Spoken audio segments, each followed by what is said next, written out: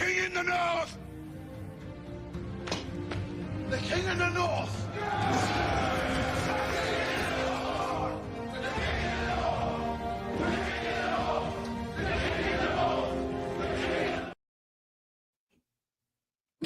Yo, as always, like, share, subscribe. Now let's just get into it. So we back another week. What is this? Week 3 live. Week 3. Yes, sir. I got Marcus from A House Divided and a back of the bus podcast. I'll take either one. Yep. Follow me at both. Yes, sir. And we had the game yesterday. We all saw what happened, but there's something I wanted to talk about, because you have what you expected in the offseason, then you have what you're actually seeing in games. Mm-hmm. This is week 3, so now you have, whether you're Sharon Moore, everybody realize, okay, this is what we have now. Mm-hmm. So the thing, and I got this really with a comment that says, it doesn't matter who the quarterback is. It doesn't matter who the quarterback is behind that offensive line. There's some truth to that. But if I like to think about football as a coach, more of a coach type of thing. And when you know what the problem is, it don't matter. Now you have to figure out the best way to move the ball with what you have. So saying it doesn't matter who the quarterback is behind that offensive line, actually it does still. Because if you got the offensive line letting guys through, you have to take the sack. You can't just throw it up and pretty much give away points. If we played anybody else, we were giving away points because he's just throwing the ball up. So it still matters. It still matters. But this is the thing right here. You have to understand what it is. Right now, the run blocking is way better than the pass blocking. That's just a fact right now. So you have to understand, okay, how can I find a way to move the ball and help my team and help the defense stay fresh? You have to run the ball. You have to run orgy. Kirk Campbell in this passing game, I want to be a pro passing attack. Boy, you might as well flush that down the drain. I don't know what you thought, but watch the film and you'll see this team ain't that. It ain't that. So it's time for them to realize what you have. You've got somebody that can run the ball with Orgy, with Mullins, Donovan Edwards, and whoever else, and you can play action, roll out, naked bootleg on third, try to get it to 3rd and 5 so you can do a bootleg or something like that, a play action, bootleg, naked bootleg to get an easy throw, and you go with it like that. That's just what you have. I don't want to hear about, we want to pass it. Well, that would be nice if you had good pass blockers. That would be nice if you had some stud receivers. But you got to understand what you have and change your game plan to help the guys that you have.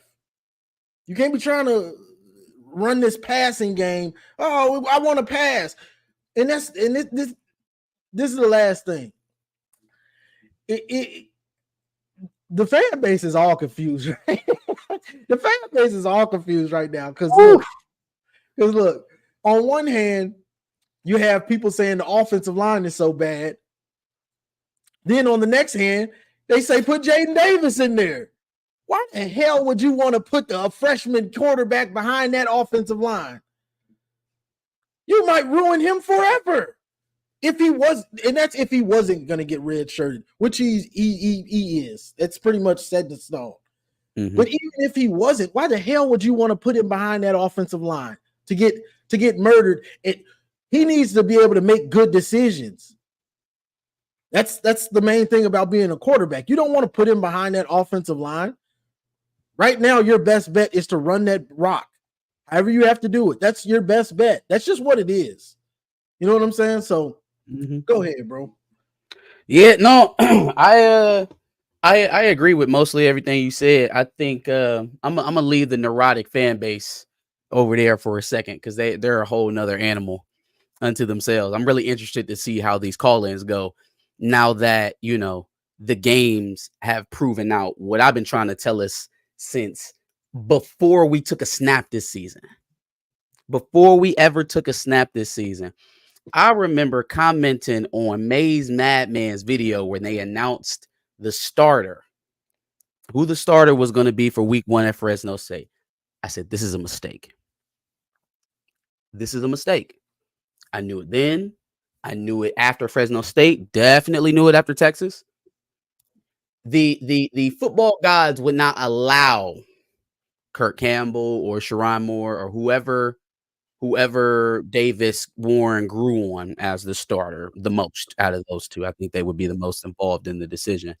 But we're going to stick with our guy attitude through the first 3 weeks, which were rough, right? There was some good things to point at from Davis Warren, but the most effective of all, the one that affected the game the most, was him throwing the ball away.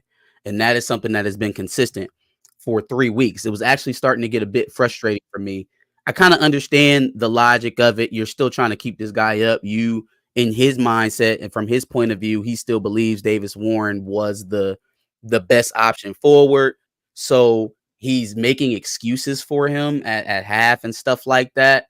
And it's like, at that point, I felt like it was starting to get unfair because when Dom Judice didn't play well, he's, we may have to get some competition at that spot. When the wide receivers aren't performing well, we gotta play better. We gotta catch the ball. We have some drops. When it's Colston Loveland and Colston Loveland has that inexplicable fumble against Texas. Well, that was just a bad play by Colston. That never happens, but it was just a freak play.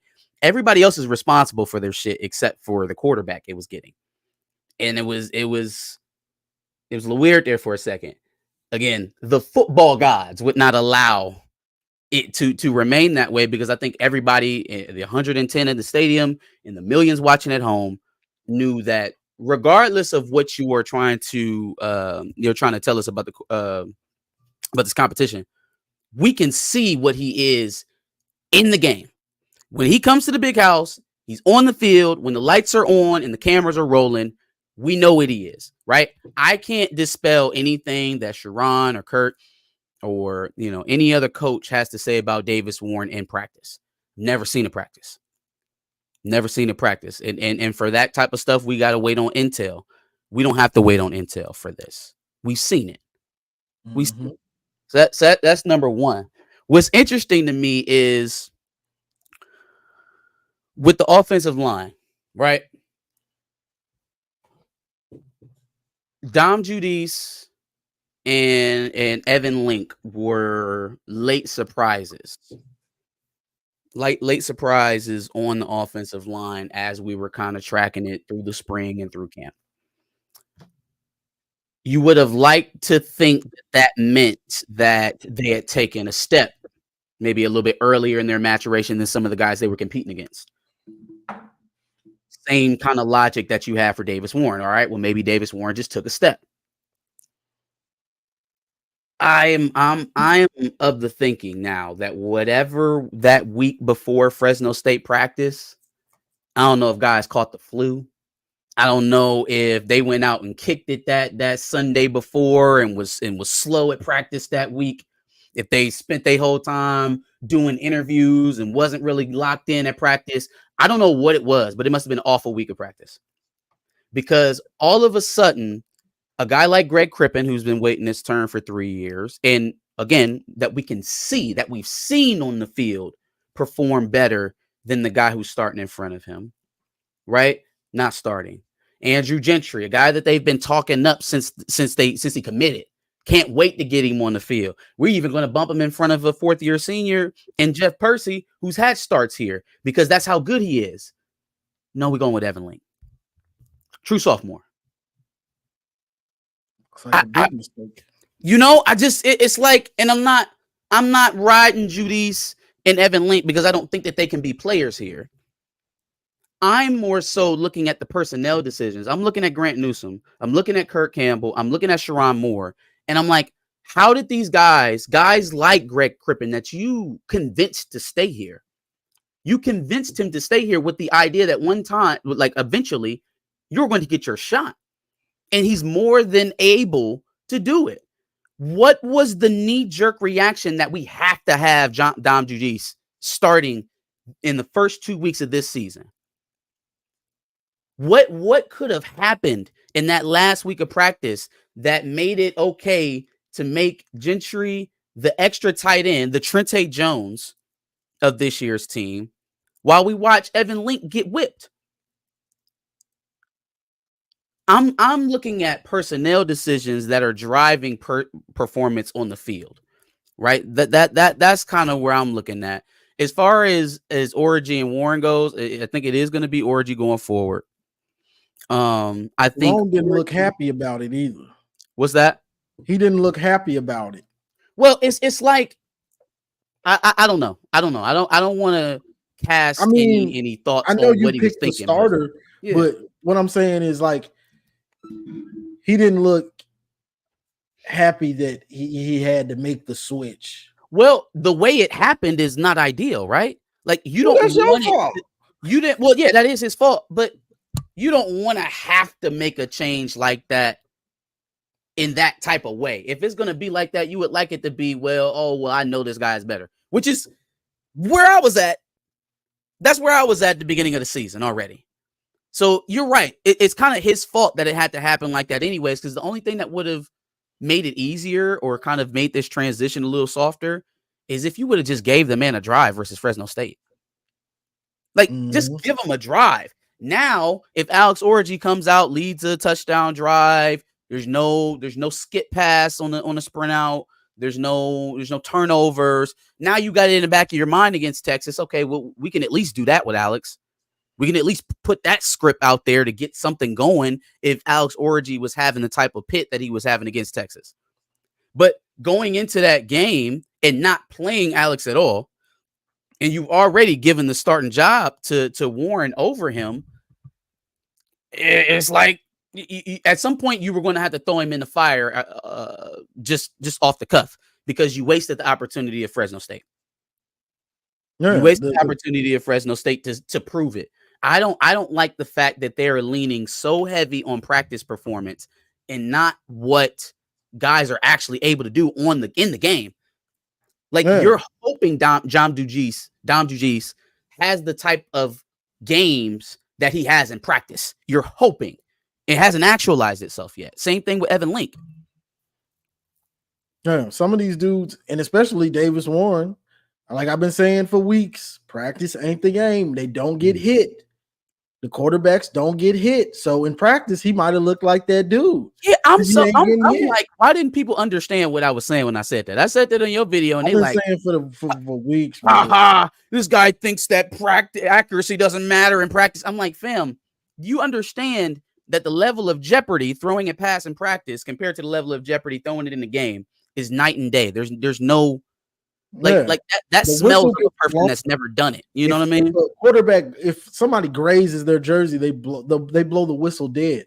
Davis Warren looks like he's terrified when he sees that rush, boy. That boy don't know what to do. Well, when I text you, and he had just threw that pass to behind Davis or not behind Loveland, right? He threw it off his back foot and jumped and just tossed it. I said, "Oh, he's scared. He's scared." I noticed it against Texas when he threw it in triple coverage. Mm-hmm. I'm about to bring up these. I'm gonna bring you up, Steven, and the Boxing Maniac. I'm gonna bring you up after Steven. What up, bro? Man, normally I have a more enthusiastic go blue, but today is just, man, go Davis Warren, just go, bro. Just just leave, man. Just like, and I know these are college. When they say kids, no, you a grown man. I don't want to hear nobody say he's a kid. I think he's like 22, 23. So you a man. So you finna get this work like a man. But it's not all his fault. I'm gonna give you my three biggest disappointments. The first is that Michigan won 2 of the last 3 Joe Moore awards. And you're telling me that the guy who's the head coach, who coached them, can't find 5 competent offensive linemen to block for a quarterback or either quarterback. Dominic Jadis, and Freebie, I can't really get on him, but Evan Link, Johnny, I'm 43 years old, 255 pounds. Evan Link, those guys can't block a phone call, man. They No, He's couldn't not block strong me. enough yet. He ain't strong enough. And but I'm saying, don't listen. Okay, if he ain't strong enough, maybe I think Gentry's 6'8" something. He's got to be strong enough. So that's an excuse. I don't want to hear that. If you got an offensive line that's brand new, and you got a quarterback like Davis Warren, who probably gets nervous eating cereal, you do not put this guy out there against certain teams. They got USC next week. Lord have mercy. I don't even know what's going to happen. Number this two, ain't the year for potential really, for you to Yeah. you're build. right. Mhm. Jair Hill, man, Johnny, I'm gonna let you have Jair Hill. I don't want my blood pressure up. This kid sucks. I'm sorry, and that's how. Give him some time. Give him some time. Right, He made some plays yesterday. okay, what's the He's name just not again? consistent enough. Marcus. Marcus, I'm not talking to you. So, Johnny, we're gonna go back to Jair Hill. So Jair Hill, this is the thing. That's why Will looks so bad. Will literally has to cover 40% of the field. Will is good. He's great. He ain't that great. See, last year, and this is where they missed Rod Moore. Because Samersville and Rod Moore last year, they could cover up a lot of flaws. So Will just had to focus on one person. This year, oh, well, let's forget Will Johnson. And even if they throw his way, he's getting cooked. But he got no help out there. He got the transfer of McCoy Page. Lord have mercy, this dude. Man, anyway, Jair Hill is terrible. I'm going to give him time, but I know he's terrible. Finally, I'd play Amir Hall over him. You Amir need. Hall ain't that good, though. He's better than him, but that ain't saying much. That's like I me mean, saying, you hey, better than me in So we podcast. just out. We ain't got nobody. Amir Hall terrible. Jair Hill terrible. We can't play No, nobody. no, no. Amir Hall is not bad. No. Jair Hill is terrible. Amir Hall is bad. There's a difference. He's a shade under terrible. That's like having $1 in your bank account I'm gonna go with versus Amir Hall because okay. he looks like he knows what he's doing. Jair Hill gets confused and Huge. tackling in space. It's spotty. I need you to be Horrible. able to do something well. I need something that I can hold on to you for you. You know what I'm saying? He So needs to react. He's thinking too much. He needs like yesterday. I saw him, and it's like the guy caught the ball, and he started catching the ball, and he's like, "Okay, what do I do?" First of all, try to prevent him from catching. If you can't hit him, don't let him do a double move on you. Like these guys been playing football since they were 5 and 6 years old. You 18 and 19 now, so you're telling me in 14 years you forgot how to play football? Like, I mean, come on. But the running backs look good, but the Davis Warren and like Coach Moore and Kirk Campbell and Wink Martindale. Johnny, even if they win the national championship, Wink and Kirk got to go. They don't know that they clearly don't know what they're doing there and over their heads. I guarantee Baltimore's got an assistant somewhere that needs to coach in college 2 or 3 years. Call up John Harbaugh, ask for a favor. Wink Martindale, he's out there cussing. And this is, I'm going to leave it on this. This is what disgusted me the most out of the whole game. That 2-point conversion they gave up. Did you see how they called it? And it was before whoever was covering that dude, they watched him go into the end zone. Like, go ahead, buddy. Like, what are you doing? Even if it's garbage, to go watch that play again and tell me did the safety not just watch him just going to end? Like, that's the effort you cannot have. I'm to the believe this team gonna lose about 5 games, and it's gonna I've suck. been trying to But tell when you people have, that since after I watched Texas, I was saying every game is a possible loss. I've been saying it. and it's Except not maybe Northwestern. right. It's not indicative of what Michigan wants. I'm not gonna put this all on Coach Moore. But at the end of the day, you're the head coach. You're the first minority head coach in Michigan's history. You're gonna be the last if you keep coaching like that. Like, make the changes, get it right, and at the end of the year, do what you got to do. Davis Warren is a good kid or a good young man, but he sucks at football. I'm sorry. Orgy, them wide receivers got to get his guys. Like Freddie Moore gave up on that test. It's like little stuff that they can fix. But now you don't have to see. USC had a week off, and they were just watching Michigan like, this is our competition. This is what we got to work. Ain't no telling what Lincoln Riley They finna do looking or at try. They Yeah, looking and at it's like I would too, but it's like they need hard. Like the defensive line play okay, but I will say this on the bright side, Donovan is getting a little bit better at finding space, but it's clear Khalil Mullins is RB1. Put Donovan on the field with it. Even if Loveland hurt, you got Klein out there. Klein yeah. showing you he can play. Man, I make it wouldn't easy for Orchard. If you I start, wouldn't make it easy. I Go ahead. wouldn't be starting Donovan Edwards. Like, I wouldn't either. if you want to set a tone, you need the tone setter in the game. Donovan's not a Exactly. tone setter unless there's a And huge he's not. hole. But will he find the hole? So you got to go with the tone setter. It's Khalil Mullins. Put him in And Donovan's in the same role. He might get a little bit more carries, but you got to go with the tone setter and Mullins. You got to. I mean, and he doesn't give up. Like, it's hard to hit him. You gonna hit him once or twice. Donovan tried to play, but Donovan is better. Use him as weapon X. Easy. Put him in the slot. Let him but don't make it so obvious. When you gonna get him the ball, do not make it obvious. You be like, okay, well, you never know. But OG, that's how he will thrive. Just make the game plan simple, like Auburn did for Cam Newton. Three or four pages in the playbook, and look what happened to him. They're trying to make he's not JJ. He's not JJ. He ain't Denard. Let him be who he is, and that's it. But I'm gonna go on and mute myself. It's frustrating. That's the most embarrassed I've been in a win since I think Army in 2019 or something like that. That's the last time I was this embarrassed in a win. It was just terrible, man. Go blue, I guess, bro. I don't know. All right, bro. Don't be disrespecting my co-host, bro. No, let him. It's his world, bro. He wasn't talking to me. Let him go. No, Marcus, you my guy. You my guy. It's just like, I'm like you're too optimistic. Like you can't be that optimistic. See, Johnny used to get on me. He know who I am. Johnny used to get on me years ago. He'd be like, "Well, I know Stephen Brown gonna come up and say we gonna win every game about 50." I thought that, but it's like that's when they were good. Now it's like I think that I'm like, hold up, what happened to that team? Everybody didn't leave with Coach Harbaugh. That mentality shouldn't have left. Coach Moore, this man told you to be his heir apparent, and this is how you repay him? No, bro. Get mad like Kirby Smart. You saw them yesterday. He was cussing them boys out. After they won, but Kirby Smart, like, man, that's how you do it. Nick Saban, that's what I want from a coach. Get up in them boys' faces. They are scared to make a mistake. Yeah. I want my coach hot, like one of my Don Brown rants or something. I want him on their head. No, I agree with you on Moore. He could show a little bit more fire. I think Jair needs more snaps, right? Like, I think his main problem was two main problems. Number one, he ain't physical enough in the run game, tackling. I mean, like coming up and making a hit, not physical nearly enough. He's too timid.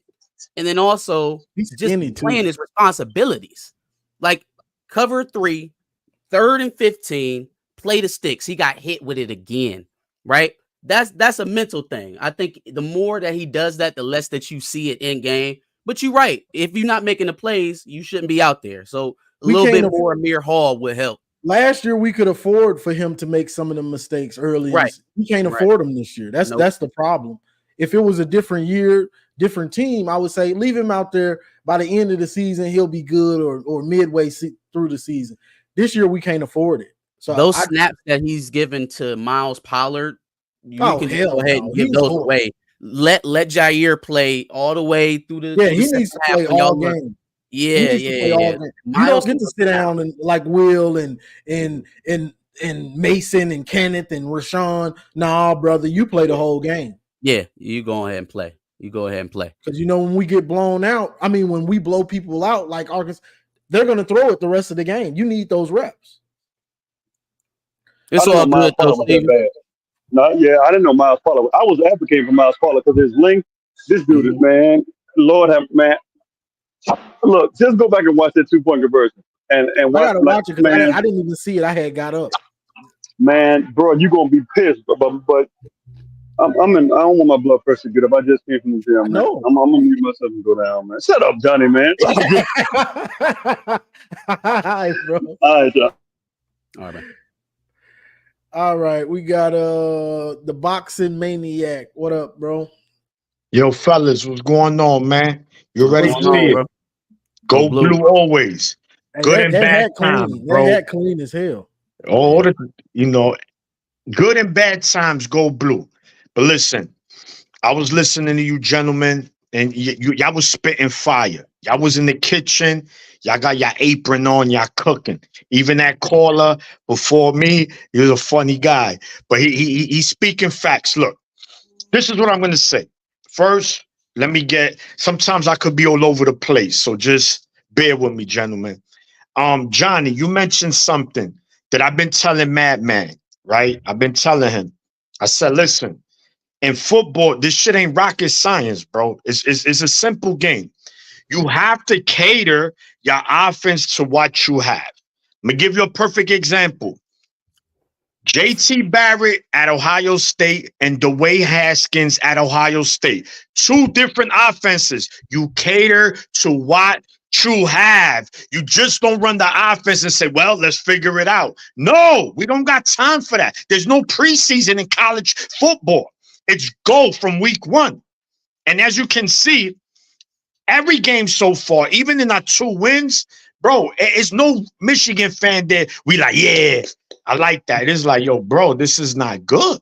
And yes, good. Fresno might win 8, 9 games, but I don't care about that. This Michigan team, realistically, I think the hardcore fans that know the sport was like, yeah, we're not going to repeat, but we could definitely make the playoffs at least, right? With what we got coming back, even with a quarterback situation that look not so good. God damn, I didn't know it was this bad. This is bad, guys. This is bad. Now, we're going to go with orgy. I'm all for it. At this point, what we got to lose, gentlemen? Right? Let him cook. Let's see what he could do. Maybe he could do something different, right? At least he's not turning the ball over. I know, Marcus, you was mentioning about Davis Warren. Absolutely. He throws off his back foot. He got scared. And that first interception where Arkansas State end up scoring 3 points, thanks to the defense for holding them, right? You can't do that against Lincoln Riley teams. Because you know what? USC is going to score. Sarkisian, Lincoln Riley are true Jedis when it comes to calling offensive plays. Say what you want about Lincoln Riley as a coach in general, but you cannot question him, his offensive mind. That dude will cook it up. And he has athletes. Oh, and he has a quarterback named Miller Morse. Guys, I'm a realist at the end of the day. I'm a Michigan fan. We could go 0-10, 0-12 for the next 3 years. I'm a bleed blue. But it might get ugly next Saturday. It might. I'm scared. It might. I'm just saying. For sure. 2 things. I hope. Now, the only thing that I'm a little bit like, I got the window open a little bit like, yeah, we might be able to, because I know USC is not as physical as Texas is. Right. And I'm going to hope, because there's also something missing in this team, gentlemen. Let's be real. In the last 3 years, the attitude on the team on the field, it don't look the same. It don't look the same at all, man. And even on the defensive side, there's something missing with this team. This defense was supposed to hold us down until the offense figure it out. There's no way. I know Texas is phenomenal offensively, but we should have held them to 17. We got that kind of defense. We really do. We do have, but we're not. Players, they out of position. Our linebackers, Jay Sean Burhan. I'm like, yo, what's going on? He's supposed to be one of the best in the Big Ten. And I'm not saying they played a little better Saturday, but against Texas, bro, the defense looked atrocious. And we're going to see another elite offense this coming Saturday. And you also, Johnny, you mentioned, I heard that every game is a 50-50. No, this is not USC. USC is going to be favored to win. But the Minnesota, oh, shit, you just saw what Indiana did to UCLA? Over there in Pasadena? We got to go into Blooming, the Hoosier Stadium, right? Washington lost, okay. But that's not going to be an easy place. And based on what we got at quarterback, bro, if we win, listen, someone said, yo, we're going to go 9-3. I said, bro, we win 9 games. I'm popping champagne live on the call, bro. If Michigan wins 9 games, that will be a hell of, based on what we've seen so far, that will be beyond phenomenal for Michigan to win 9 games. Realistically, this is looking like 6-6, 7-5. And that's being nice. It could be 5-7. Yeah, it could.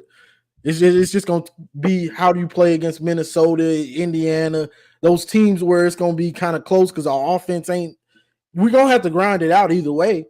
So that's going to limit possessions, and you're going to have to score on those possessions. Like, you can grind it out, but when you grind it out, you have to get 7. You can't grind it out and get 3. You going to lose. You got to get 7 when you grind it out. Let's attack this thing for a second. Let's go after the rest of the season. First thing you said about the quarterback situation being as bad. I didn't get to say this on last week's call-in show, but I want to remind everybody, at least on the transfer portal, and the reason why Michigan wasn't competitive with the quarterback in the transfer portal is because Michigan, won a national championship, had to push their spring window back, and then, oh, by the way, we don't know whether or not our head coach or the starting quarterback of last year's team is going to be here until February, March, right? So a lot of that winning last year pushed our timetable back. It made us an unattractive spot, especially with all of the question marks we had going into the offseason.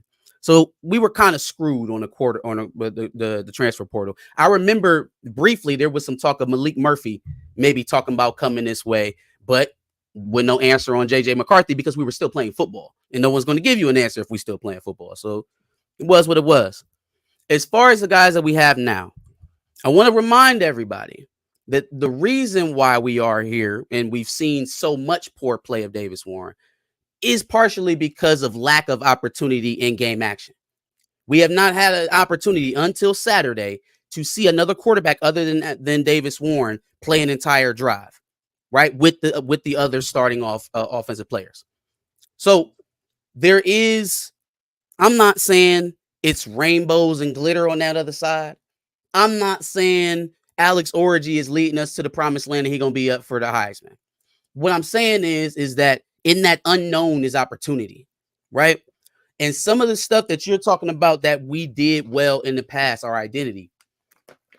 Joe Moore went in line, running the football, right?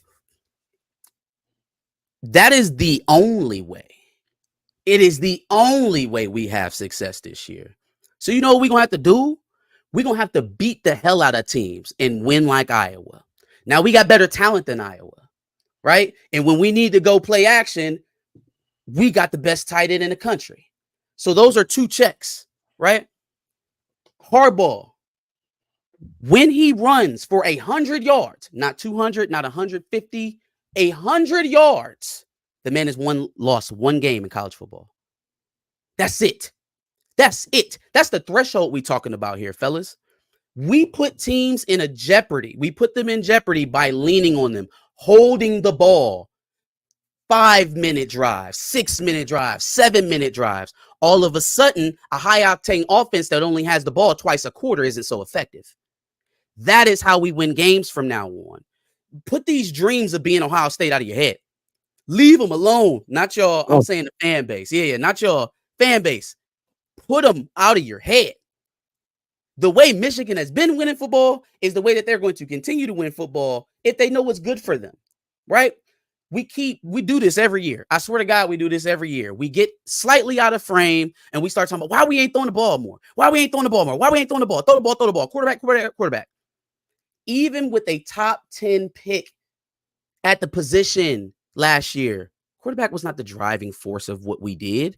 Quarterback was not the reason why we were in the playoffs. It wasn't the reason why we beat Alabama. Trenches, trench warfare, time of possession. The more concerning thing that we should be worried about than passing touchdowns or passing yards is why we only had one tackle for loss and one sack. We need to get our rushing lanes together before we start worrying about who we throw them downfield to. It's priorities, man. That's the principles problem, of the game. It's a lot. The problem may be a lot of problems. It may be a problem. Right, but the you're right, point Marcus. is that you can win without one of those things. You Correct. cannot win without running the ball and stopping the run. But you're right, Marcus. But you also got to take this into account. That Alabama game, I'm glad you brought it up. Mm-hmm. That last drive. Sure. If JJ doesn't make plays with his arm, we don't win that game. So eventually, you're going to need to throw the ball. No one's going to win the natty just straight running it. Your quarterback is going to have to make big plays in big games and clutch moments. You could check every national championship the last 10 years. They win a close game where the quarterback has to make plays. Now, I get it. You're right. Michigan identity is smash mouth, time possession. 100% agree.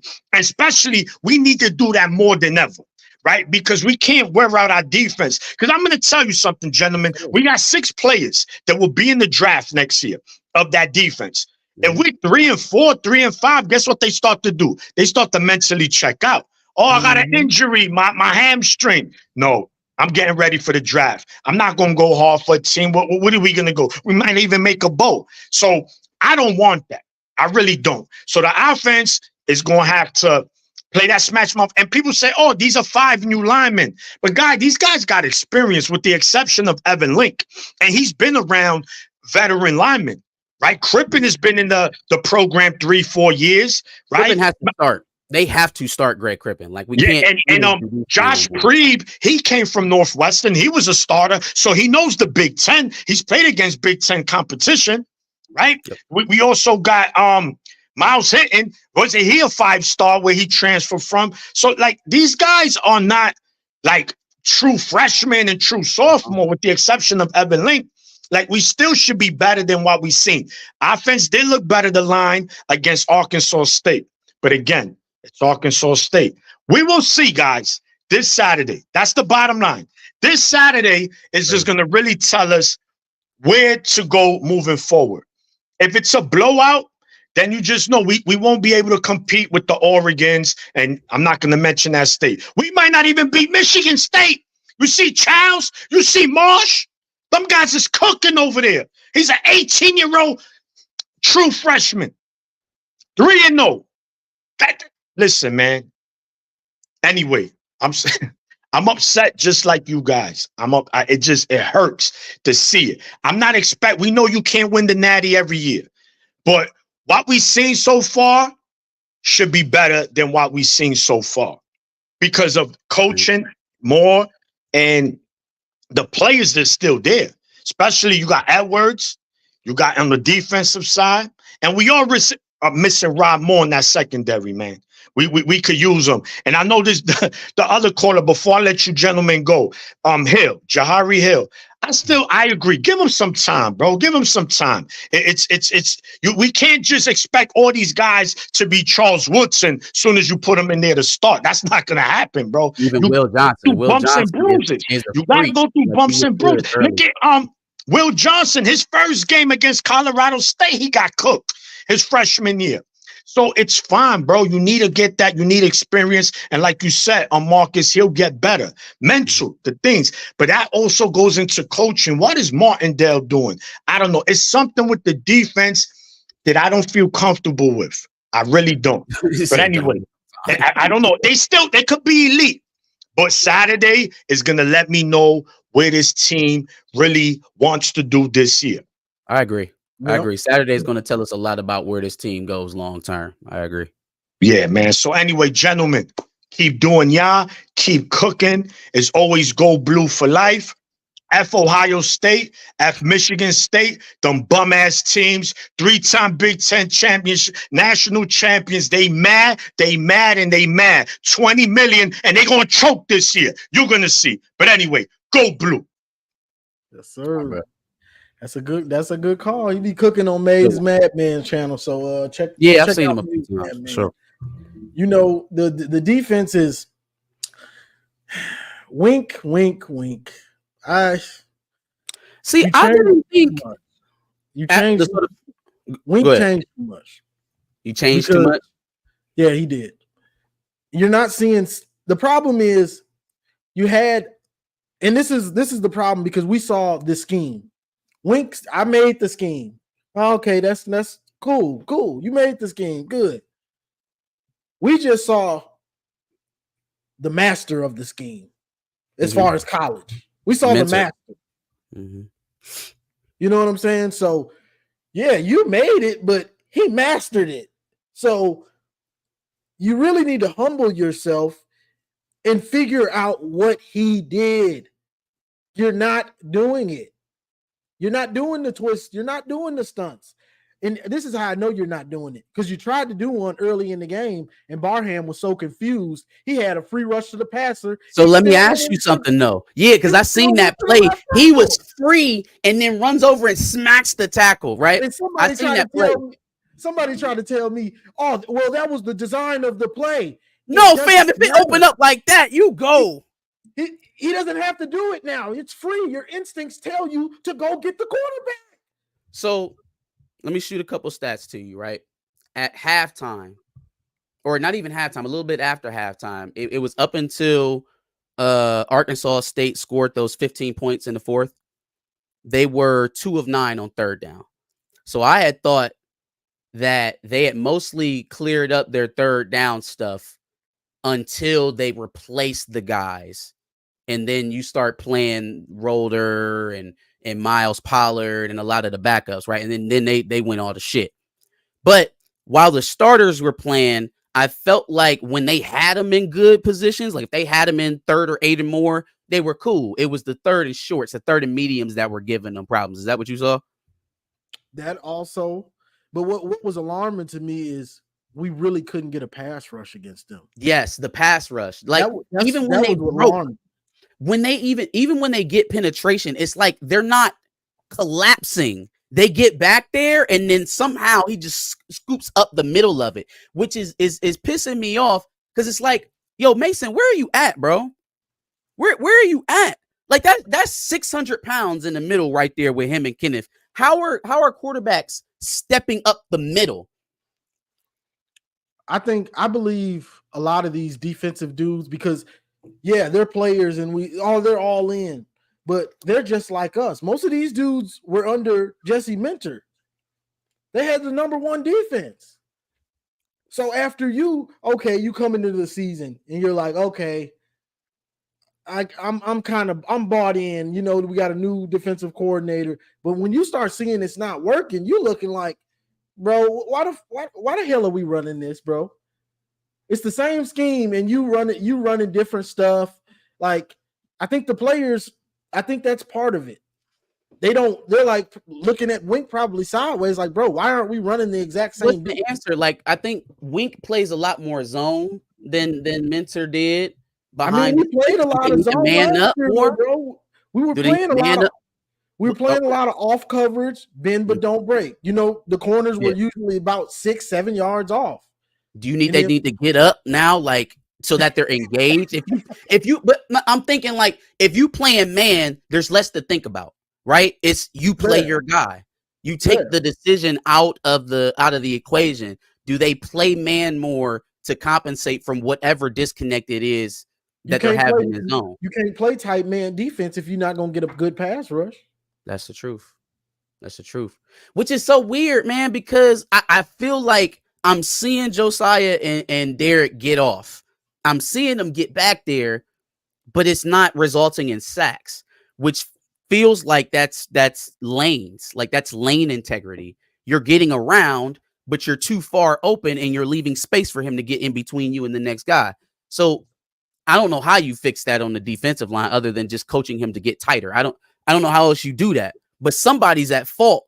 If both of y'all are penetrating and there's space to get in between you, somebody wrong. Yeah, the coach, the coaching, the position coaches, all of them are looking questionable right now.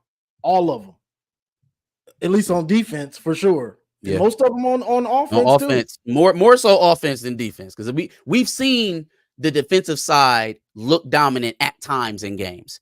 There hasn't been a single better talent though. Also, yeah, they do have. You're right. That's true. I think when we have an opportunity to look at this team where the offense is able to protect the defense, when they're not getting the ball at their own 40 because we just tossed one off our back foot, you know what I mean? A wide receiver fell down on a rollout and we decided to throw the ball anyway. When we're not doing that type of stuff and we're able to lean on teams, I just want to see if it looks different. That's all. Right? I don't got no promises for y'all, but I'm telling you that stat about Harbaugh running the ball is not astronomical. It's not, oh, you got to get 200 yards rushing. Whenever that man got over the century mark, somehow the math worked out where the other team didn't have enough possessions to catch up by the end of the game. That's fair. You just got to start playing more efficient football. Now, you're right. It becomes less, you have less opportunity now. Now, all of the drives that you get, those long drives, you got to score on them. You got to score. 7. You got to score. So I don't know if Orgy gives us a better chance of scoring on every drive. I do think he gives us a better chance of possessing the ball, of keeping the clock running. That's going to be so important for us this year. Because if we're not going to get big plays, gash plays, then we are going to have to consistently hold the ball from other people. I think we can get some gash plays. It's just you just have to grind them out.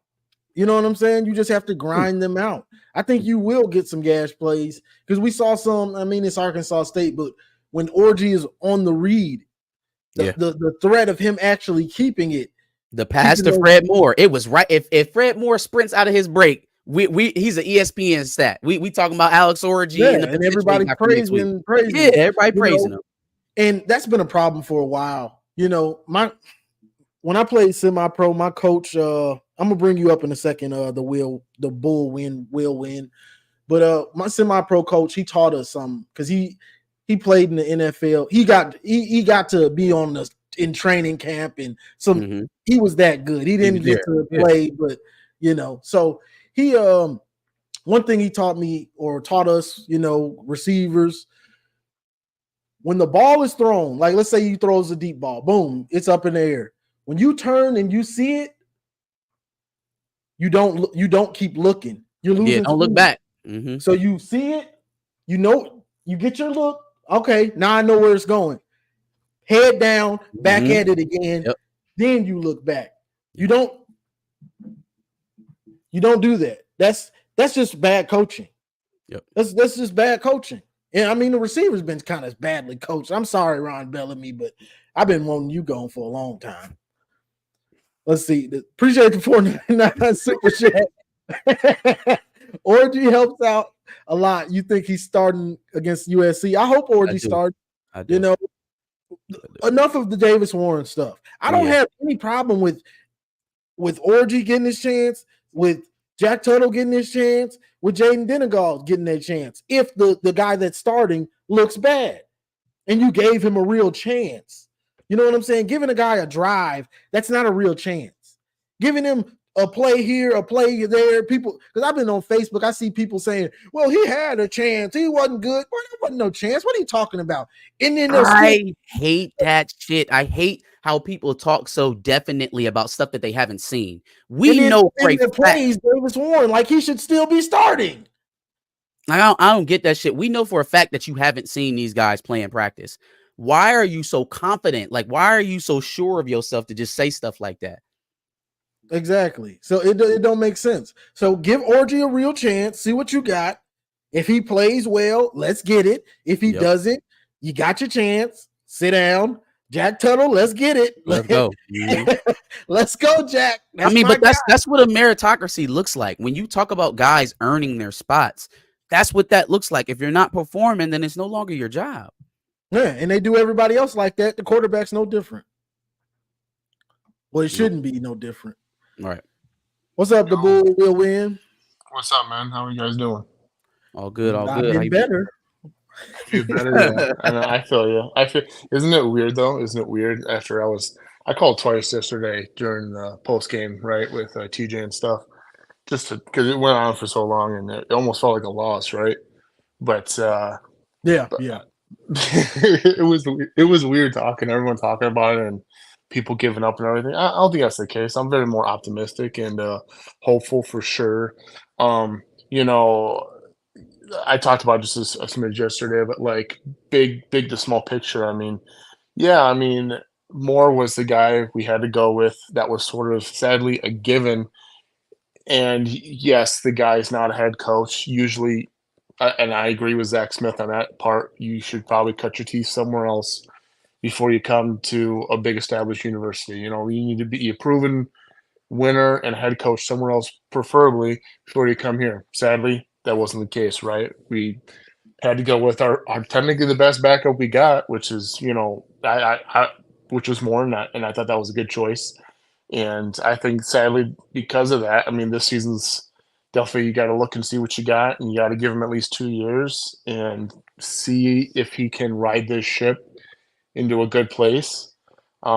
He could just be one of those coaches that's just really good at recruiting and just, in-game decisions or, finding out what he has and stuff like that just may not be his forte, right? So that could suck. Time will tell.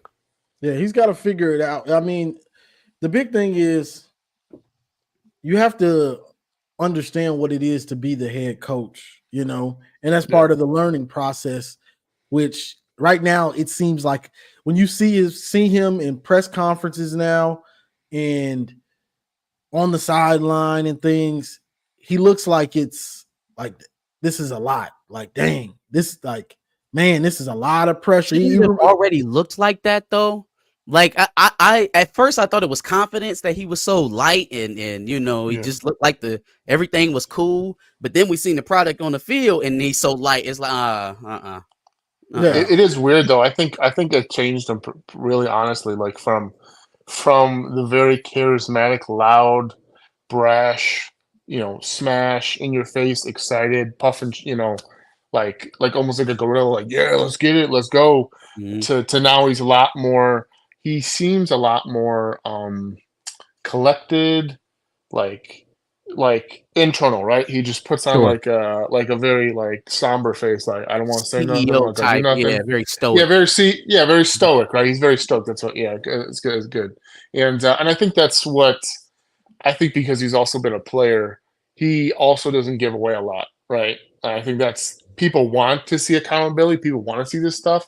I think for him, it's like I'm not trying to throw no one under the bus. I'm not trying to say anything too much because, yeah, no, this shit's crazy, right? Like I don't. Like, I'm trying to figure out myself. I don't need people to know that, but Yeah, and that's what it. So it looks like we get a lot of coach speak from him, yep, but you can see it on his face, like he's not confident in some of the things that they're doing. He realizes he made some mistakes with people he's starting, and yeah, even Jim Harbaugh, because I remember the bad Jim Harbaugh years. Oh yeah. Harbaugh made a Oh lot of yeah. mistakes. Harbaugh Mhm. had a lot of horrible offenses. He Mhm. did. he did. Yeah, Jake Rodak was probably the best. One of the worst. It was okay, but definitely O'Korn. Oh, our corn was the Spite, worst. all those years, those Oh, middle years are really rough, right? Or you just don't have a quarterback. You just have these like you don't even know what the fuck he was doing. Yeah, the offense was just horrible for a lot of years, So we praise Harbaugh, but we got to remember it he wasn't had some bad always ones. Yeah, good, he had some stinkers for sure. And it just sucks that we saw the program get built up like it did, and it's like, bro, please let's not go back to this.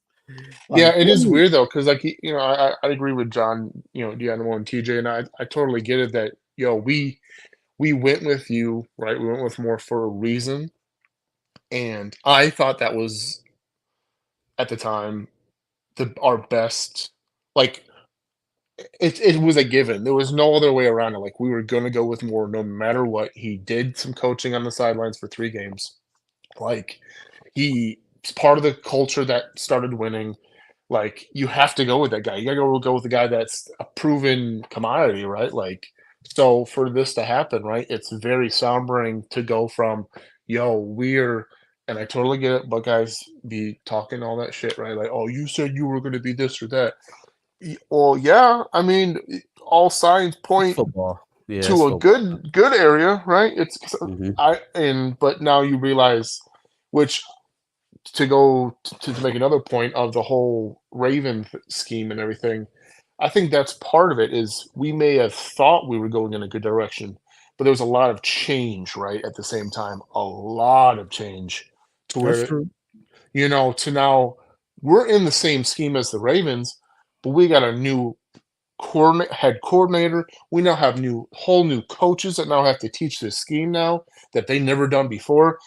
I totally understand. It's probably still the same shit, probably to a cornerback, to a linebacker, whatever. Between man and zone. But maybe it's obviously the hell it ain't clicking in his brain at all. Like I'm watching. I am literally watching the TV copy as much as I can to see who's pointing and who's talking and stuff. Okay, I see Ernest Hausman doing some stuff. Okay, obviously Barham, it's going in one ear out the other. The guy feels like just a stone brick out He's there, lost out hitting there. shit. You can see it. So congrats, bro. You're a battering ram of some sort. And then I'm trying to watch Hill talk and I just maybe once in a while, but like it don't mean nothing. I feel like it's just like he might be pointing like, oh, if this guy goes here, you got him, and it just because he click in front of this guy. And that's Period. and that's and that's why I said I would probably sit Hill down just because he doesn't understand what he's doing quite yet. Yeah, You get what I'm exactly. saying? It would be different if he was just making mistakes, young mistakes, but Yeah. if you're out there, I need you to understand what you're doing, what we're trying to do. You get what I'm saying? Like I get the potential, but if and that's if Amir Hall understands it enough. He might not understand it. Right. Jair Hill might understand it more, and Amir Hall will be even more lost. So but if he does, I'd play him because when I've seen Amir Hall, which isn't that much, he seems to look like he really knows what he's doing. He does, yeah. He's driving a little bit. I saw him make some good tackles right in the second half. He's tackling. He's putting the head on the ball every time. Yeah. They were killing us on those bubble screens for a while until he got in. He was the only one getting off a tackle. Correct. And like blowing that stuff up. He's played a ton of football. I think they're taking him playing that much football lightly, bro. Like this dude is playing a ton of football. It is weird though. I think that does speak volumes, right? I can't say that because Barham played a lot last year, and look at him now. I mean, it's weird. Yeah, I don't. We got to put him in a box of his own. He got his own thing going on. I don't know if it's the coach in the scheme. What is going on with Barham? Honestly, for him, I think he is very much like. I don't know if it's very primitive, and I don't know him personally, but man, he really comes off like I see ball, I hit ball, and you're like. I wish. Okay, I wish. I know. I saw that. I know. I saw the play. Right, the pretty dumbass play where it's like, no, he's in front of you, my man. He's right there. He's like, no, dude, this guy that reminded me really. I want to give it to him. It's like, why did he do that, bro? That's the tackle, bro. Why did he's gonna get killed in film? I wish I was in their film session when they. Because they gonna be you saw a ghost, right? Like they're gonna be like, did you see a ghost, Jay Sean? Did you see the ghost? They like he hip checked me last game. I was trying to get him back. I know, right? But even in coverage, though, like even when we were playing, like they were doing some RPO stuff. I was trying to. You remember that one pass? I think across the middle that he threw in a tight hole that they said. I believe he beat the wide receiver beat Johnson.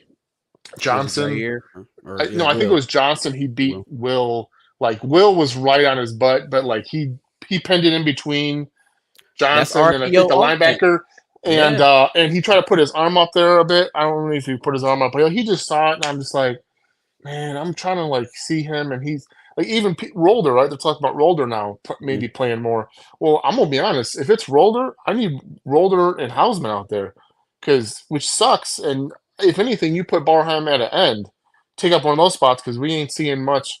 Not like it matters, but we ain't seeing much there at the end. You're right. It's getting to that point where I just play him as edge rusher.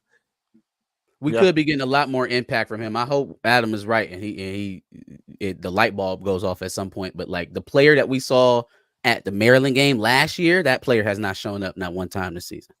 No. Not at all. And I agree with the whole. I was telling TJ this. I was DMing him this stuff. Like, dude, like we're playing vanilla D line. Like we like you said. I think I might have saw one stunt, just one. And it's like, bro, I understand. Maybe this game was we got to go back to basics. Like we got to just D line doesn't though. D line can do at this point anything. Anything is better than nothing. It's not like you ain't doing anything anyways. Be creative. I don't even care if you got Mason Graham as a. I was pretty bad though out there for Texas, but even if he plays DN, I really don't care. Just switch it up, twist your ass off, dude. I don't even care if we lose contain every effing play. As long as we get some type of pressure, I can be like, okay, ease up on the twists. But we're not even doing that. The whole game, they're like, just rush, just win 1v1. Straight up field. It's like, bro, last year, our pass rushers and our D tackles, they feasted partly because of the scheme. Like none of them were Aiden Hutchinson level. No. It was the scheme that made each one of them get like 5 sacks. Yeah. No, I agree completely. And no one's sacrificing to stunt or twist or anything like that. And it's definitely it's not good, right? Especially when you got secondary besides Will Johnson. And I mean I was definitely very what is it? What am I trying to say here? Not disrespect. What am I talking about? I was not even upset, disappointed. I was very disappointed in the Johnston right? Like Quentin, dude, like you had a lot of playing time, bro. You're back there. You come up with that dumb Yeah, penalty, bro. It's that like you're a veteran out there, man. Like Yeah, Paige is doing his thing, that's and something we need Zaire that. Hill you'd it expect from was Zaire way Hill. out of bounds too. It wasn't even close. Like dude Yeah. was being drugged down. They're clearly in the white. He shoves him into the sideline. I'm like, yo, what are you doing? Yeah, I Yeah. know that. Like I said, it was very disappointing. But I do feel confident in our safeties. Just because I think even McBurrows was doing well out there. Barry was doing well out there. Hey, So McBurrows will come up and hit. That boy one thing he gonna do is hit. that is true. He was, he was hitting hard. It was good. It was good to see that. But I don't know what to expect out of USC now, man. Like it's concerning because you think about all of that momentum we had in the past game for 2 quarters is gone now, right? Like we're in a whole nother offense now that we didn't really get to see with Orgy, except for one series, really, right? Like he ran a bunch of plays the first series and we got a touchdown of it, but then the second series they tried to throw it and then that it fizzled out. So it's like I don't know what to make of it. To me, if you're gonna do it, you have to. Nick Saban did it last year. Well, and let me say this: Milroe is a better passer than Orgy right now, from what we know. Yeah, exactly. But last year, he had to get Tommy Reese. Okay, this is the best option now. We tried out whoever the other dude was. We benched Milroe. The other dude ain't gonna get it. We have to build the offense around what Milroe does well. We have to make this his offense now. And that's what they have to do. If you're going to start Orgy, you have to, this is his offense. We're building it around him. So you don't really have to do these certain sets. You have to do certain things. You want him on the edge.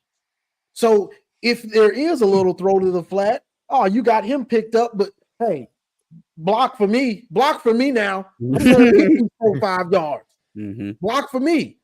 You know what I'm saying? You have to put him in those type of situations to be successful. But it's gonna be a grind out game. That's just what it doesn't matter who's back there right now. It has to be a grinded out game because you can't pass block well enough to consistently every time you drop back, you don't know if somebody's gonna come free. That's not something you want to build your offense around, Kirk Campbell. Yeah, like that's your problem. Why are you dropping back on first and second down? Like at least give them play action to think about so that they're not screaming towards your quarterback. The mind numbingness of watching Davis Warren drop straight back on first and second down so often in these games. And then like that's half of his 15 passing attempts is straight dropbacks on first and second down, where like Johnny said, you got structural problems on the right side. Yeah, but also too, this was a lot better than it was with Texas, and I think with the first game because he was in pistol. He was a little more in pistol, right? So he wasn't shotgun, but he was in pistol. He tried to do some, fake handoff. Some one time to the Not air, nearly enough, other times to the running back. So play action and a lot more than they are now, and then the selection too. Oh yeah, and they need to play action. You have to run play action consistently. This isn't I'm saving it like last year. I used to complain about it. You got away with it last year. This year you don't have that luxury. You have to get some confusion in the linebackers, in the safeties, in the corners to try to get some separation. Yeah. No, I mean with Orgy, I was definitely scared about it, especially when they started playing it like you would think they would play at Arkansas State, and they literally, safeties were 5 yards from the line of scrimmage. So and they were doing that against Warren too, though. And it was muddy, but they did some pitch plays, which was cute. I thought I was nice. Like, oh, okay, we got some pitch stuff. We got a little. You should have been doing that. But that's the stuff that opens up when you have Orgy, right? If they're going to be sniffing in the box like that with their safeties, go left or right. Yeah, and the same thing in the passing game. If they're going to play it that tight in what could be a passing situation, go right over their heads. And I agree. what we've been hearing for the last couple. Our receivers don't get separation. Receivers don't get separation. He looked like he got some damn separation on that play for sure. I know, and that's what would concern me is we're definitely with Orgy. I definitely don't see receivers getting many. I just see it as it's going to be either the slot guy or a tight end with an RPO, right? I don't think we even got an RPO. Well, they don't have a deep outside guy yet. But, they don't have a guy for that yet. Marion Walker held down yesterday. Yeah, I mean, well, like TJ said he can't catch, I guess, but I'd like to see it. But damn, for real? That's what they said. That's why he doesn't. Yeah, that's what TJ was saying. But we're gonna have to see, because if teams are playing the run, you hit him with a play action in a go route or a deep post, he's gonna get it. Fred Moore or Amarian, one of those fast guys is gonna get behind the corner or the safety. He's gonna get behind him. Yeah. It's the big question is, can he hit it? He threw one. You can't say he can't because he missed that one. Because I've seen every quarterback every quarterback I've ever watched in the history of football has missed that throw before. Yeah, exactly. It's more of a touch pass, right? Like he might have just been like, "Oh shit, he's open. Let's go." I've seen him miss it. Yeah, you got to layer that in there. I think even JJ a few times last year, like, oh man, it was not last year. He had a good amount of them last year. Year before, he missed a few of them. Yeah. Last year, he just said, "I'm not throwing it. I'm not throwing it deep." And we were able to win without it. We did great. But I'm gonna bring I'm about to bring Garrison up. I appreciate you calling in. No problem, man. Well, I appreciate talking to you guys, and go Blue. See you later, man. Go Blue. Go Blue. Yeah, I'm about to bring up Garrison. He about to be cooking and making me eat crow, humble pie. Why you gotta eat that? Because what you gonna eat that for? He was saying a lot of this stuff that is happening was gonna happen. It's just, and so what? We ain't played them yet.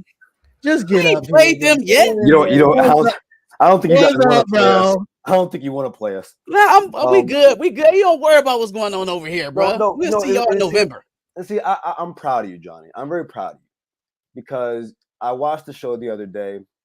Screen recorded it too because I was at work, just nailing, putting stuff away, doing construction work, and all of a sudden I hear my name on your show, and you fessed up to me. You were wrong, and I was right about a lot. A lot, bro. When I'm wrong, I admit it. You know what I'm saying? You do, and I just want to backtrack here because you guys are just talking about Alex Orgy, and you said no, he can hit. If guys get open like Marion Walker. I'm sorry, Marion Walker hasn't played a meaningful football snap in 3 years. That don't mean he can't run fast. Yeah, but he can't catch. They've known that for a long time. That's the reason why he went to DB. He can't catch. So I mean, it's. You got that. You're saying Alex Orgy can hit those throws. I'm pretty sure of this. You will never ever see a high school quarterback throwing 48%, getting a scholarship to Ohio State University, and you gave him a scholarship. And now you guys expect him to be able to throw the ball to run the RPO. What do you need to be able to do? The P part, and he can't do that. But look, this is my thing. I don't want Alex Orgy to be. I don't want to throw the ball that much with him. Yeah, but eventually you got to. You got to throw it. Eventually, when I get to that point, right now, I'm in reality right now. So all I'm thinking about is the best way for this team to move the ball. They can't pass block. So if I'm calling pass plays, it might be a sack, or if Warren's in, it's a pick. So right now, my only hope for what we want to do is to grind it out, run Orgy, run Mullins, run Edwards, or try to pass it to him somehow or whatever. That's my hope. Just grind it out. That's all I got right now. But how much do you want your quarterback getting hit? What's that? How much do you want your quarterback getting hit? At this point, I don't give a damn. if he got to run it 20 times for us to win, I'm going to run him 25 times. There are going to be some games, though, where he does need to run it like 20 times. But I don't think that has to be the norm, right? There's got to be some sort of rhythm to it. And that's where the passing game is going to come from, right? There's going to be opportunities where you are getting 5, 6 a carry, and now you force the opposing defense to leverage down. If that Yeah. becomes the case, now they're disadvantaged in the passing game, and that opens things up for us. That's what we need. We don't.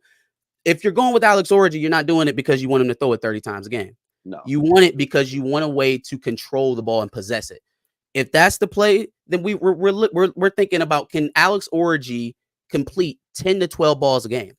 Can you do that? Can you complete 10 to 12?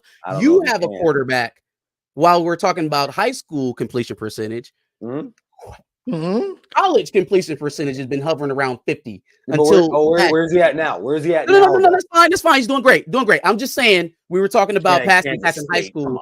I thought I could interest you in some passing stats from college. This ain't Kansas State. This is Columbus, Ohio. No, it's all good, brother. I'll just, make some light comparisons. I just wanted to make some light comparisons. That's all. I got you.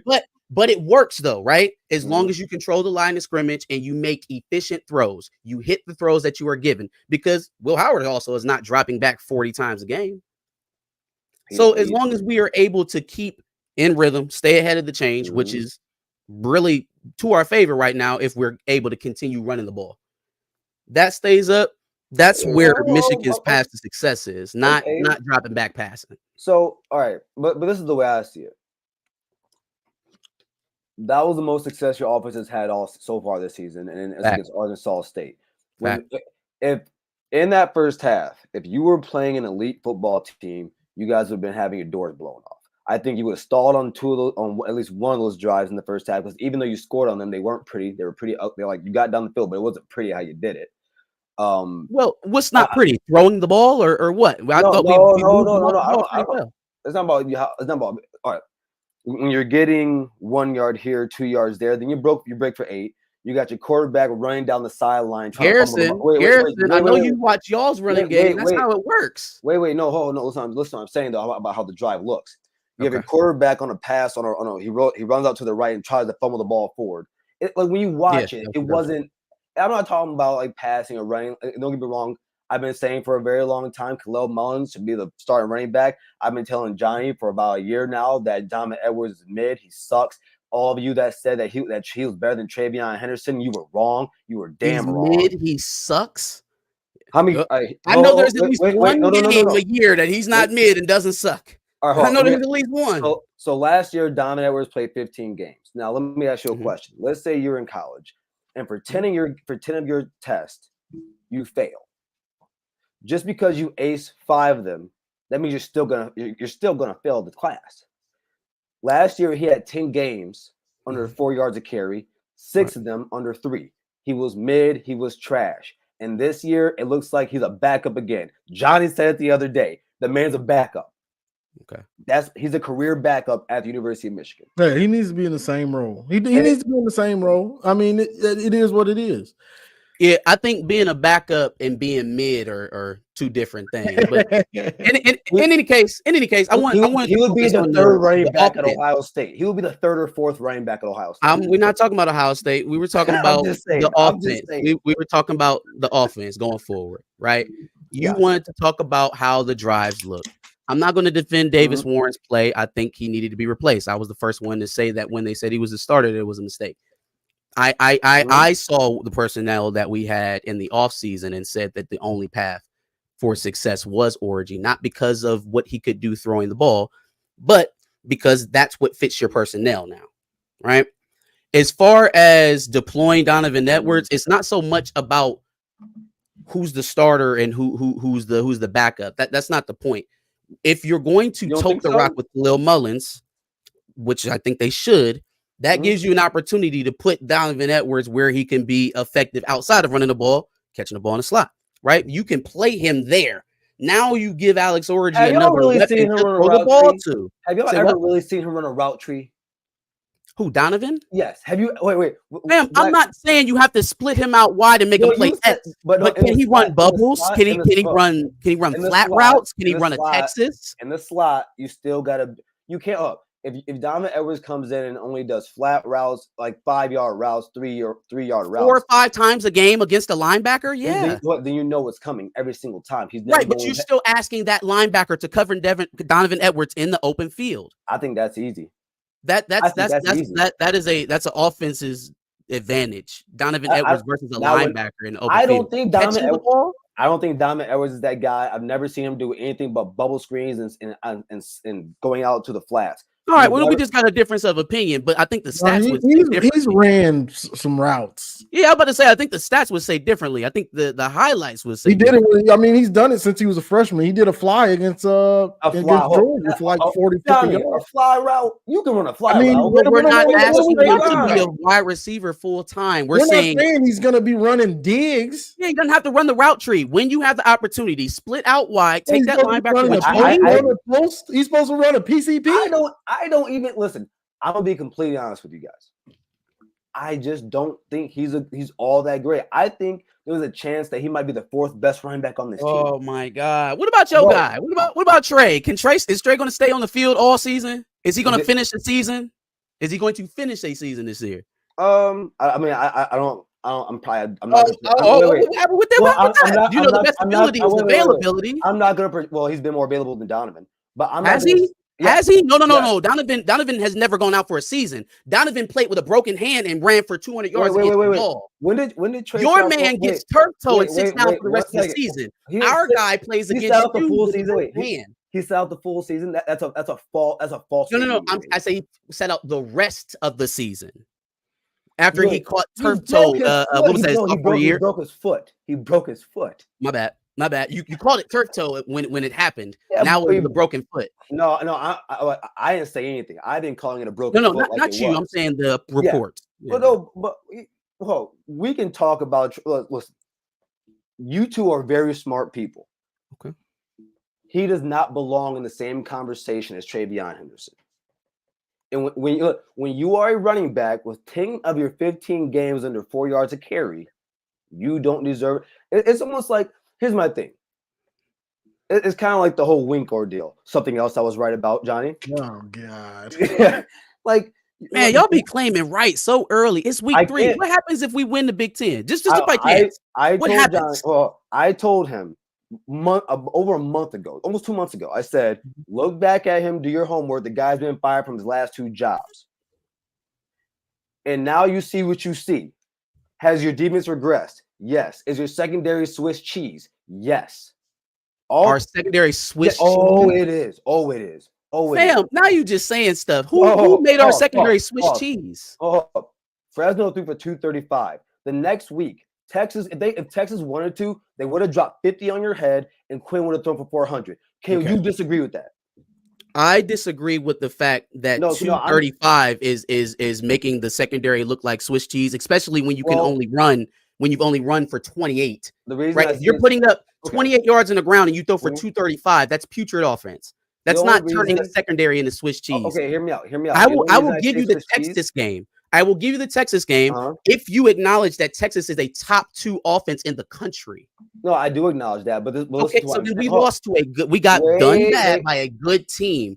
Fresno State. You played a top 2 offense last year in Washington. But listen to what I'm saying though. Right. The reason I say it's Swiss cheese and I bring up the Fresno game is because you gave up 235 to them. What that tells me is that when you play a team, because like that's not a top 10 team in the Big Ten. Fresno. It's also not a top output either. 235 is not embarrassing output. Hear me out, Marcus. Hear me out. What that tells me is that when you play a team that can throw the ball with better talent and a better quarterback, you're giving up more than that. And that's why I'm saying Texas could have thrown for 400 on you and dropped 50. But you know what I call that? They call the dogs off on you. You know what I call that? I call that transitive property. And I don't believe that is transitive. You believe I'm taking what I see. Hold on, I'll let you go. Okay, you did. Because Fresno State threw for 235 that when we play more talented offenses, we will give up more than 235. That's transitive property. I don't believe in that in football. One game versus one opponent doesn't equal another game versus that's not what I'm saying. Opponent. That's not what I'm saying. No, because that's not. I'm not technically using transitive property. What I'm saying is that I can. It's like this. Let's say 2 years ago when I watch Ohio State football. Okay. I can sit here and tell you we are going to give up big plays, and I can tell that because when I saw us doing it against weaker teams, I said, "Oh, stronger teams are going to be able to do that too on a much higher pace." Mm-hmm. That's how I feel about your secondary. I felt like when I saw Fresno, they show some chinks in the armor or some cracks in the armor. Oh, shut up, Phil.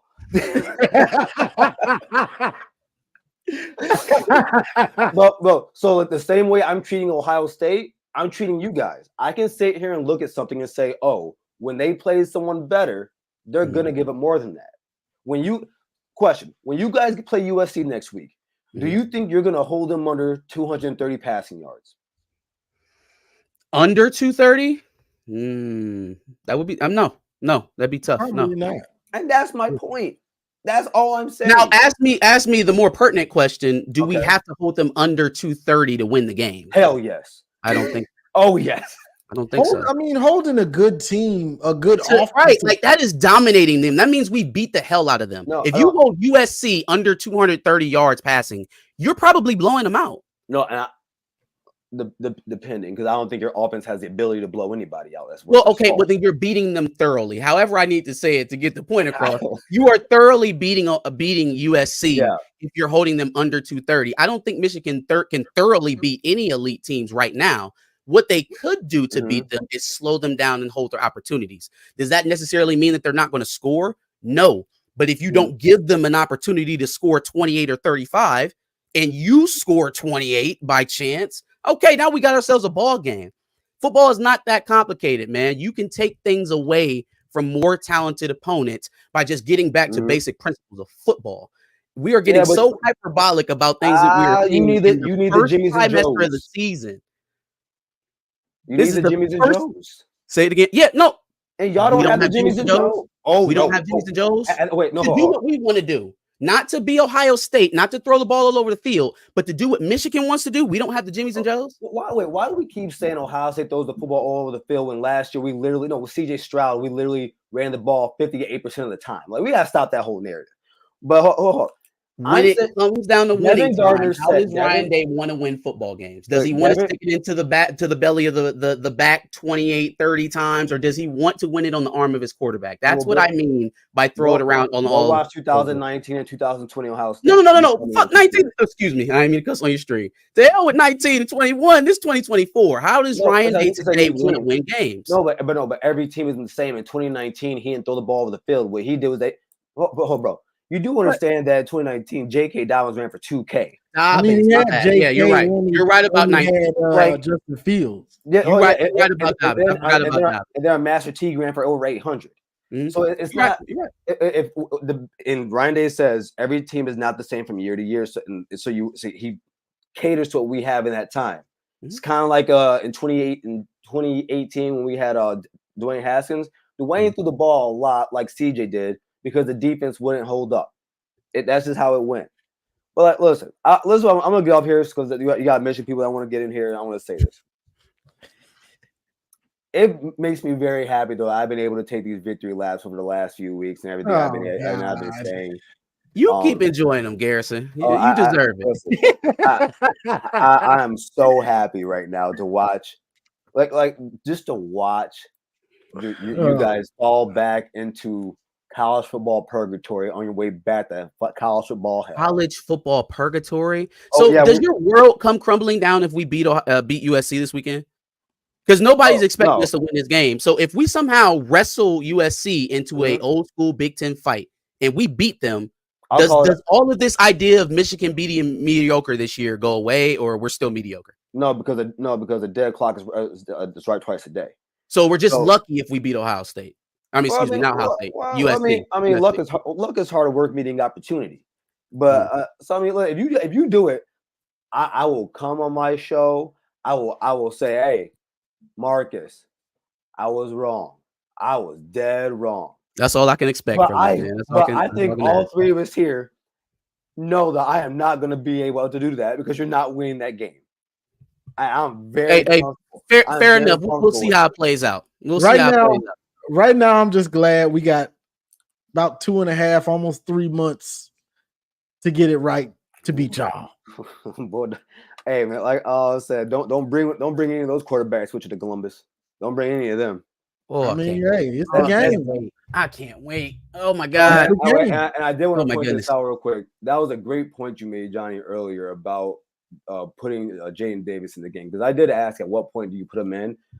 I'm not putting him behind Will Evan Link right there at right tackle. No, Oh no. he'll be done.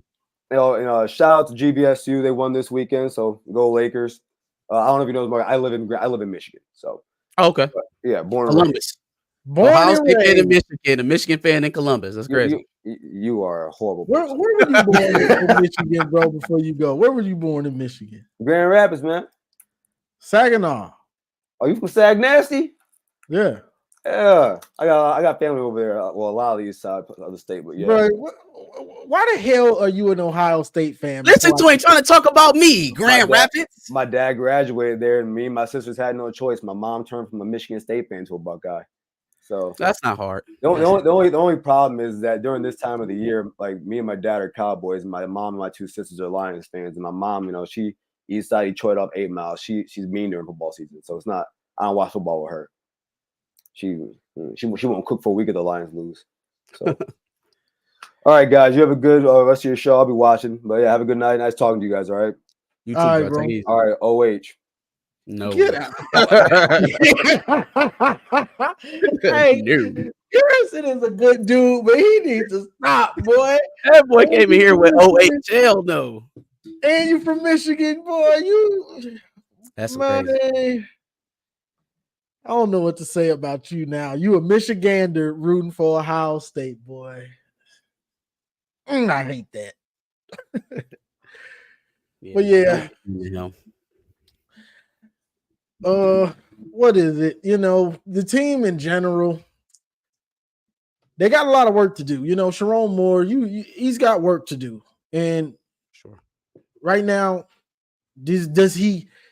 I've been saying the last 2 weeks, you have to get it under control. You got to get it under control, and the honeymoon phase is over. I said it before the Fresno State game. The honeymoon phase is over, bro. Because you were the darling in the offseason. You were the darling, the guy that Harbaugh wanted to be the next coach, the first black coach at Michigan, defending national champ. You got Mason Graham, you got Will Johnson, you got Kenneth Grant, you got Colston Loveland. You were the darling. Okay, it's all sunshine. Man, this is great being the Michigan coach. I'm talking to Joe Klatt. I'm on this show. I'm on here. But now reality sets in, and you got to get your hands around this, and you got to hold dudes accountable, from players, coaches, everybody. You have to be a general about it. You can't be playing favorites. You can't be, I like him. Bro, the only person one, you're hurting the players.